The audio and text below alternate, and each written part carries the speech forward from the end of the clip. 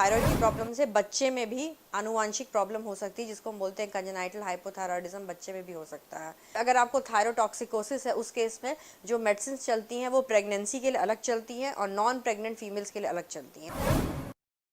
Thyroid एक ऐसी problem है जो सही में प्रेगनेंसी मतलब रिप्रोडक्टिव एज ग्रुप में काफ़ी बड़ी प्रॉब्लम है और उससे रिप्रोडक्शन में प्रॉब्लम होती है।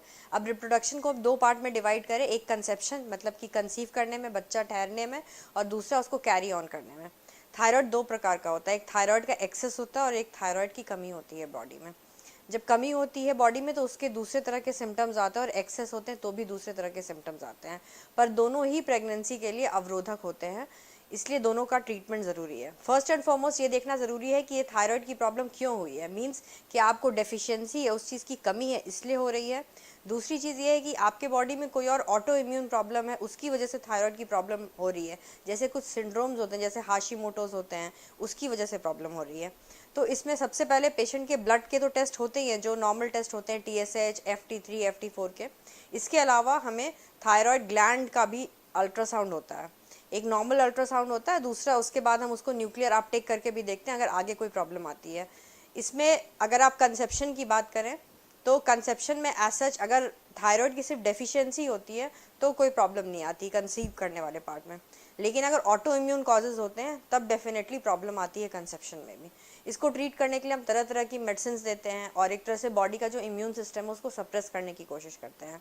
पेशेंट के लाइफस्टाइल चेंजेस करते हैं, उनको डाइटिशियन से मिलने को बोलते हैं, उसमें पेशेंट को बताया जाता है कि कौन सी जो मतलब खाने की पदार्थें हैं वो हाइपोथायरॉयडिज्म या हाइपरथायरॉयडिज्म कॉज करती हैं।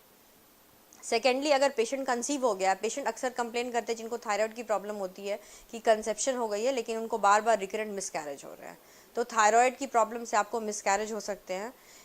दूसरी चीज़ ये है कि थायराइड की प्रॉब्लम से बच्चे में भी आनुवांशिक प्रॉब्लम हो सकती है, जिसको हम बोलते हैं कंजेनाइटल हाइपोथायरॉयडिज्म, बच्चे में भी हो सकता है। और गॉइटर जिसको आप सुने होंगे, घेग मतलब बहुत बड़ा थायराइड बाहर निकला हुआ, ये भी एक प्रॉब्लम है।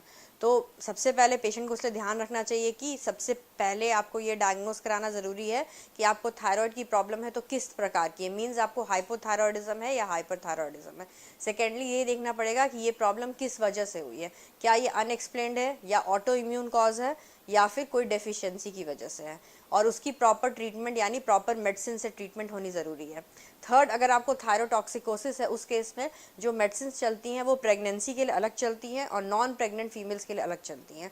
तो ये भी आपको देखना बहुत ज़रूरी है कि क्या आप उस ड्रग्स पे हो जो आप प्रेगनेंसी में खा सकते हैं, क्योंकि अगर आप दूसरे ड्रग्स पे हैं तो उससे आपको वापस चेंज करना पड़ता है। अगर आप प्रेग्नेंट हो गए तो एबॉर्शन होने के रिस्क है, इसलिए आपको स्ट्रिक्ट कंट्रोल ऑफ थायराइड बहुत ज़रूरी है।